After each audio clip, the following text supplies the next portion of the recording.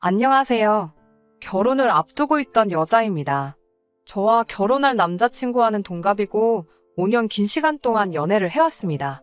사실 처음 남자친구를 알게 된 건 그보다도 훨씬 일찍이에요.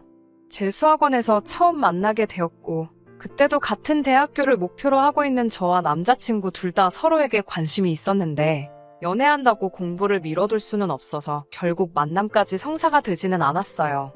저는 재수해서 바로 제가 원하던 대학에 갈 수 있었고 재수에 실패한 남자친구는 좋은 대학 들어가고 싶은 욕심에 1년 더해서 삼수까지 했습니다.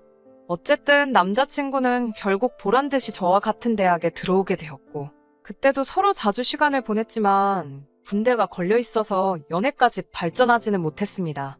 그리고 남자친구가 전역을 하고 난 뒤에는 저는 졸업반이었고 남자친구는 아직 2학년이었어요. 저는 그때 따로 만나던 남자친구가 있었는데 결국 지금의 남자친구와 이어지게 되었네요.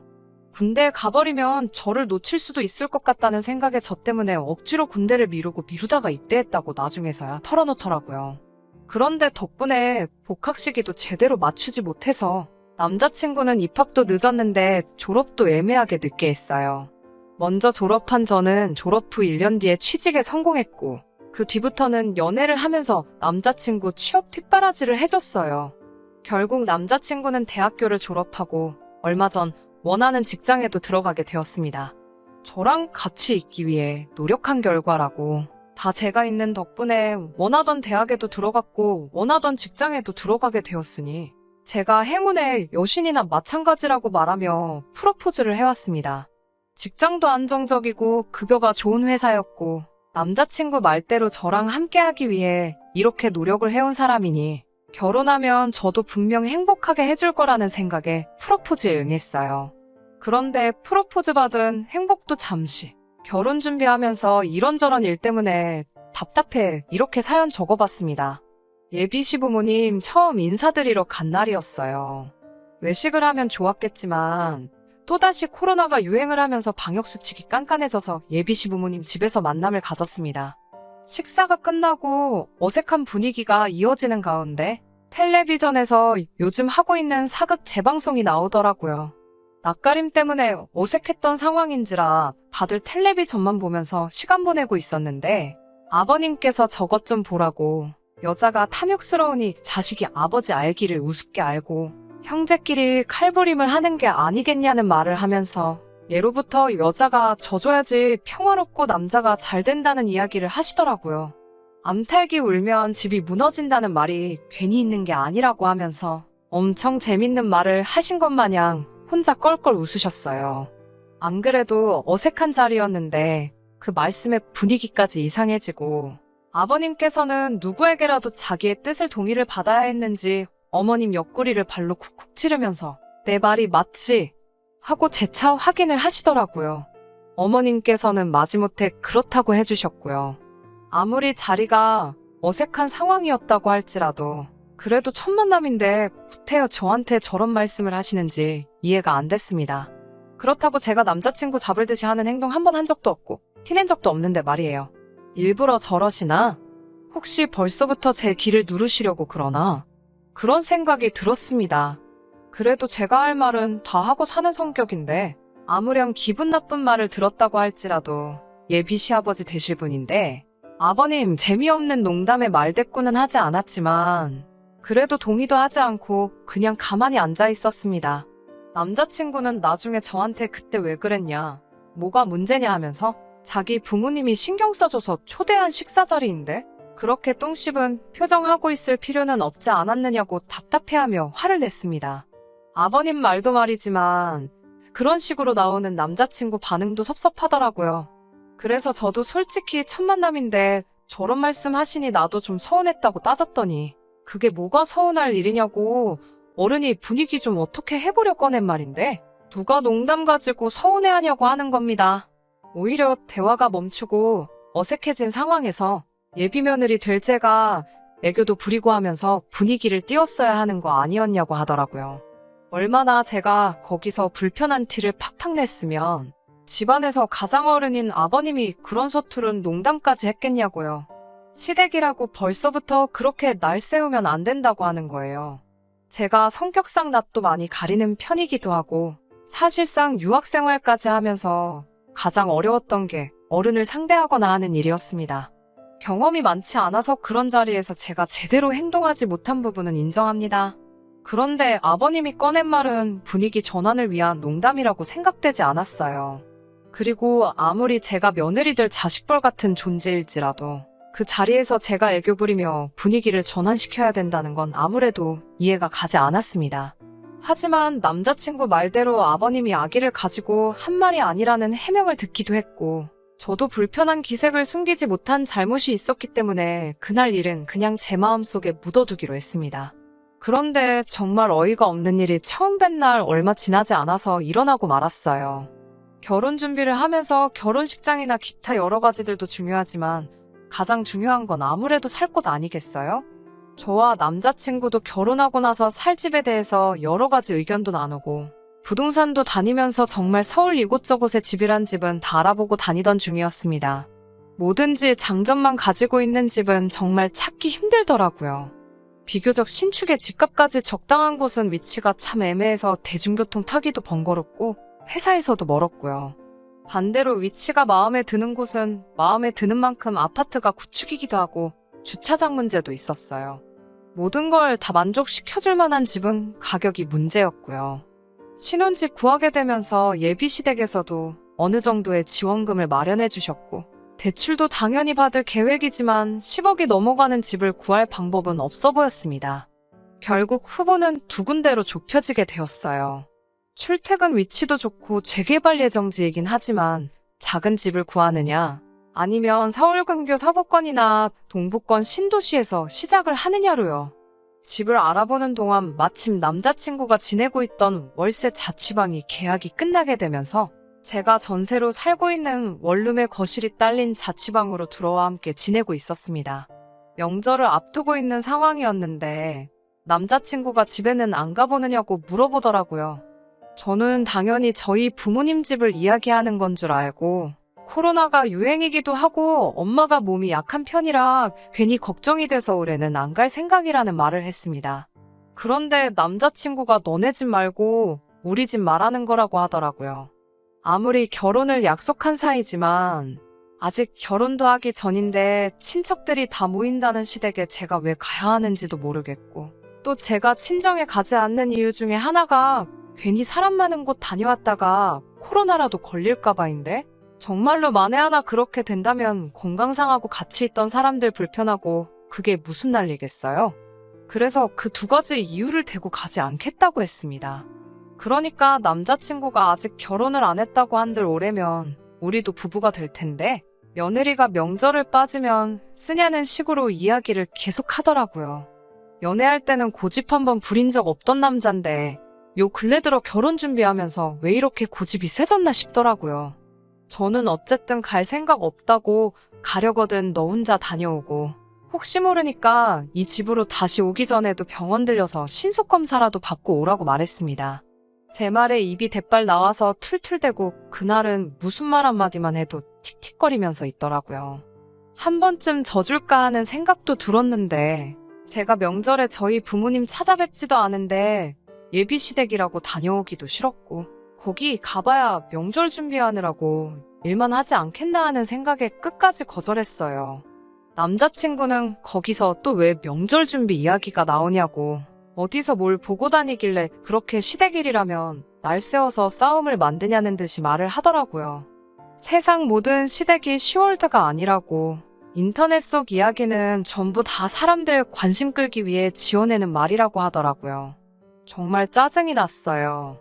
저는 정말 가야 할 이유를 모르겠어서 가지 않는 거고 몸 생각하느라 못 가는 것도 있는데 남자친구는 자꾸 제가 시댁과 거리 두고 싶어 하고 시댁일이라면 그저 싫어서 그런다는 식으로 말을 하니까요. 원래는 저녁마다 인터넷으로 아파트 알아보고 신혼집 인테리어며 가전제품 같은 거 같이 찾아보는 게 일상이었는데 한동안은 그런 것도 안 하고 밥만 같이 먹고 말은 서로 하는 둥 마는 둥 하고 지냈죠.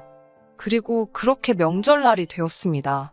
그렇게 시댁에 가야 한다고 노래 부르던 남자친구도 정작 명절 연휴 시작됐는데도 집에 그대로 있더라고요.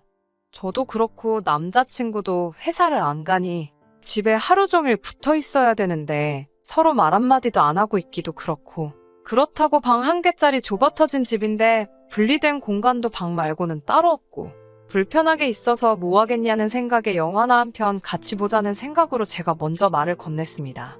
남자친구는 대꾸를 하는 둥 마는 둥 있다가 같이 영화를 보기 시작했어요. 한참 영화를 보고 있는데 남자친구한테 전화가 오더라고요. 전화 받고는 혼자 말도 없이 신발 신고 밖으로 쑥 나가길래 뭐에 저렇게 삐져가지고 저러나, 먼저 화해하자고 나선 제가 바보 같다는 생각을 했어요. 그런데 남자친구가 5분도 안 있어서 다시 집으로 들어왔는데 혼자 온 게 아니더라고요. 시부모님이 저희 집으로 따라 들어오시더라고요. 저는 이 집에 올 거라고 생각도 못한 두 분이 오시니 정말 깜짝 놀랐죠. 웬일로 오셨냐고 쭈뼛거리면서 서 있었는데 아버님이 나서서는 우리 예쁜 며느리가 시댁 오는 거 힘들다고 해서 이렇게 본인들이 직접 왔다고 하시더라고요. 이런 시부모님 본 적 있냐고 자화자찬을 하시는데 저는 놀란 마음도 잠시 어이가 없고 짜증이 나기 시작했더라고요. 오시면 오신다고 저한테 미리 말 한마디 안 해준 남자친구한테도 화가 많이 났고요. 집이라고 10평 남짓한 곳인데 시부모님 두 분까지 계시니까 집이 아주 좁아 터지더라고요. 어머님이 남자친구한테 차에 좀 다녀오라고 차키를 건넸는데 남자친구가 양손 가득 장바구니 들고 집으로 다시 들어왔습니다. 저게 다 뭔가 싶었는데 어머님이 저한테 같이 제사 음식을 하자고 하시더라고요. 그러고선 아버님이 바로 말을 이어서 하시기를 이제 우리 장남이 결혼을 했으니 제사를 물려줘야 하지 않겠냐며, 결혼하고 나면 이제 저희 신혼집에서 저희가 도맡아서 제사를 지낼 테니 연습한다 생각하고 시어머니한테 음식 잘 배우라고 하시네요. 제가 그걸 왜 하냐고 그 자리에서 따질 수는 없으니 혼자 해서는 안 되겠다 싶어 그러면 남자친구도 같이 하면 좋겠다고 했죠. 그랬더니 남자친구가 음식은 원래 여자가 하는 거라고 하면서 빼더라고요. 아버님도 어머님도 남자친구 헛소리에 한마디 하시는 게 아니라 사내대장부가 부엌에 들어가면 못 떨어진다고 남자친구는 방에 들어가서 쉬고 있으라고 하더라고요. 그래서 음식을 하기 시작했는데 손이 크신 건지 뭔지 제사상에 올리는 음식이 나중 가면 결국 집에 두고 먹는 반찬이 되는 거잖아요. 그럼 4명이서 제사 지내고 먹을 정도만 하면 되지. 얼마나 전을 부치고 싶으셨는지 장바구니 안에는 1kg짜리 부침가루가 3개가 넘게 들어있더라고요. 진짜 속상했어요. 전셋집이기는 하지만 내 집이다 생각하고 매일같이 꼼꼼히 청소해가며 관리하던 집인데 가스불도 아니고 인덕션 2구짜리로 좁아터진 주방에서 전을 어떻게 부치냐 했더니 그럴 줄 알고 집에서 전기 프라이팬도 가지고 왔다고 남자친구 시켜서 또 차에서 가지고 오라고 하시더라고요. 어머님이랑 붙어있기 싫어서 저는 주방에 서서 인덕션으로 전 부치고 어머님은 바닥에 자리 깔고 하시는데 신문지도 안 깔아놓고 하시면서 기름은 여기저기 팡팡 튀고 있고 나중에 청소하는데 아주 고생했어요. 아무튼 몇 시간 동안 그렇게 겨우겨우 제사 음식 끝내놨더니 아침에 일찍 차례 지내야 한다고 오늘은 주무시고 가시겠다는 거 아니겠어요? 어머님한테 보시다시피 집이 좁아서 주무실 만한 공간이 없다고 말씀드리니 자기들은 거실 아무 데서나 자면 된다고 하시더라고요. 그런데 남자친구가 또 나서서는 부모님을 바닥에서 주무시게 할 생각이냐며 제 방에 침대까지 양보해 드려야 했어요. 그 와중에 아버님은 당연하게 씻지도 않고 양말도 그대로 신으신 채로 침대 위에 올라가시고 정말 미치고 팔짝 뛰는 줄 알았네요. 여기서 끝이었으면 그냥저냥 예비 시부모님 돌아가시고 나서 남자친구한테 한 소리하고 끝냈을 수도 있을 일이었는데 이건 그냥 시작에 불과하더라고요. 다음날 새벽에 어머님이 저를 또 깨우시더라고요. 여기는 주차를 어디다가 해야 되냐고 물으시길래 주차하신 거 아니냐고 물었더니 우리 차 말고 라고 말하면서 친척분들이 오셨다는 말을 하시더군요. 친척들이라니 무슨 소린가 했는데 저희 집에서 차례 지낸다고 시댁 친척들을 여기로 다 부르셨다고 하십니다. 그 소리에 이건 또 무슨 일인가 싶어서 또 표정 관리를 못했나 봐요. 그랬더니 아버님이 옆에서 저한테 겸사겸사 우리 예비 며느리 소개도 하고 자랑도 하고 싶으셨다고 결혼하기 전에 친척들한테 얼굴 한 번씩 비추고 인사 한 번 드려야 되는데 겸사겸사 한 번에 하게 되었으니 저한테는 번거로울 것 없어 좋은 일 아니겠냐고. 이렇게 며느리 챙겨주는 시부모가 또 어디 있겠냐면 멋수레를 떠는데 솔직히 예비 시부모님만 아니었으면 진짜 주먹이라도 나갈 뻔했어요. 그 시점부터 정말 온갖 시댁 친척들이 하나둘씩 집안으로 들어오는데 써있을 자리도 없을 정도로 정신이 없더라고요.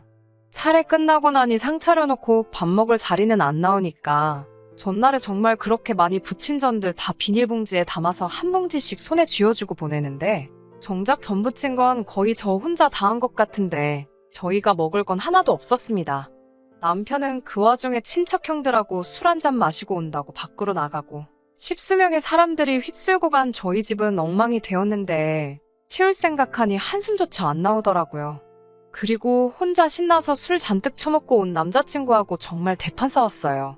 이 좁아터진 집에 그 많은 사람을 부를 생각을 다 하냐고. 결혼 전이라 시댁 안 간다는 말에 삐져가지고는 무슨 사람 먹이려고 어디 작정하고 버린 일이냐고. 10년을 알아오고 5년간 연애한 그 사람하고 똑같은 사람이 맞냐? 사람이 갑자기 변한 거냐 아니면 여태껏 본성을 숨겼던 거냐? 정말 파혼까지 할 기세로 속에 담아두었던 말 전부 다 꺼내서 했습니다. 파혼 이야기까지 오가기 시작하니 그제서야 남자친구가 무릎을 꿇고 저한테 빌더군요. 시부모님 말이 여태껏 자기가 저를 쫓아다녔다는 사실에 결혼하면 주도권은 저한테 있겠다 뭐 이런 말씀을 하셨다나요. 그래서 일부러 더 세게 나왔다고 합니다. 본심은 아니었다고요. 여태껏 제가 알던 사람으로 돌아올 테니 한 번만 용서해달라고 빌더라고요. 그놈의 정 때문인지 정말 자초지종 처음부터 끝까지 설명하고 싹싹 비는 모습에 마음이 약해져서 사과를 받아줬습니다. 그냥 받은 건 아니에요. 시부모님이 그렇게 나오셨다는 사실이 신경이 쓰였고 주도권 이야기로 뒤에서 남자친구를 조종했다는 사실은 용서가 되지 않았어요. 어차피 결혼하면 시부모님하고 사는 거 아니니까 적당히 할 도리만 하고 거리 두고 지내면 된다고 생각했죠. 얼마나 아니란 생각이었는지 참 후회가 되네요. 결혼하면 제사 물려받을 생각 없다. 혼인신고는 곧바로 하지 않고 지켜보다가 정말 약속들을 지키고 있는 것 같으면 그때 가서 하겠다고요. 당연히 시댁에 방문하는 건 남자친구 혼자서만 하기로 약속받았고 신혼집의 경우에는 남자친구의 명의로 해주되 제가 모은 돈이나 친정지원금 한 푼 들이지 않기로 했어요. 친정지원금은 제가 따로 가지고 있다가 혼인신고 올리고 나면 그때가 돼서 남아있는 대출금을 갚든 어떻게든 집에 관련된 자금으로 쓸 테니 명의도 그때 가서 공동명의로 바꾸자고 했지요. 그렇게 폭풍 같은 날이 지나고 남자친구도 다시 원래 모습으로 돌아온 듯 했고 그 이후로는 예비 시부모님과도 적당히 거리 두고 지내며 결혼 준비 관련된 부분에서만 전화로 이야기한다던가 하는 식으로 지내고 있었습니다. 그리고 결국 파혼하게 되었어요. 바로 얼마 전 이야기입니다. 남자친구가 그때쯤부터 약간 정신 빠져 있고 넋나간 사람처럼 지내고 있었어요. 평소랑 다른 모습에 걱정이 돼서 무슨 일 있냐고 물어봐도 아무 일 없다고만 대답하고 잠깐 괜찮은 척 하고 나서는 다시 또 축 처져 있더라고요. 안 좋은 일이 있겠다는 건 짐작하고 있었는데 이런 일인지는 상상도 못했네요. 휴일날이었는데 시부모님이 또 연락도 없이 저희 집으로 찾아오셨더라고요. 남자친구한테 무슨 일이냐고 따져물을 새도 없이 들이닥치셔서는 저보고 돈을 내놓으라고 하시는 거예요. 갑자기 돈을 내놓으라니 무슨 일인가 싶었죠. 남자친구는 안색이 창백해져 있고 그제서야 모든 사실을 제게 말해주더라고요. 남자친구가 시댁에서 집 구하라고 지원해준 돈과 자기가 결혼자금으로 모아놓은 돈을 코인과 주식으로 날려먹었다고 합니다. 반토막이 났으면 차라리 괜찮았을 거예요.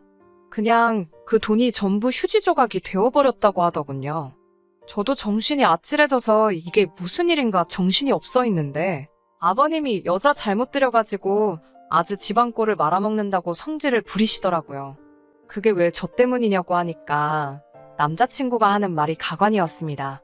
제가 좁은 집이 싫다고 했고 집을 자기 혼자서 구하라고 했다고 말하면서 그것 때문에 자기가 주식과 코인에 손을 댄 거 아니겠냐고.